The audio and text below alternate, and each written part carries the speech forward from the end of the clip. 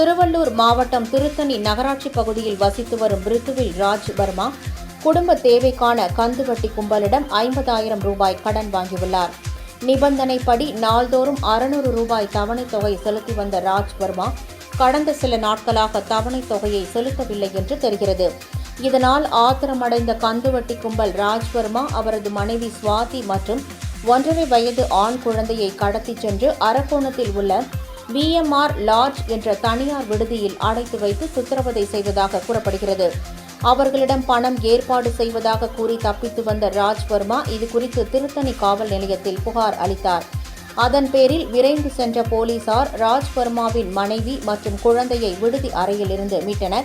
மேலும் இதுகுறித்து வழக்கு பதிவு செய்து கந்துவட்டி நிறுவனம் மற்றும் விடுதி உரிமையாளர் பாஸ்கரன், தமிழ்ச்செல்வன், அப்பு என்கிற தீபக் ஆகியோரை கைது செய்தனர். இச்சம்பவம் அப்பகுதியில் பரபரப்பை ஏற்படுத்தியுள்ளது.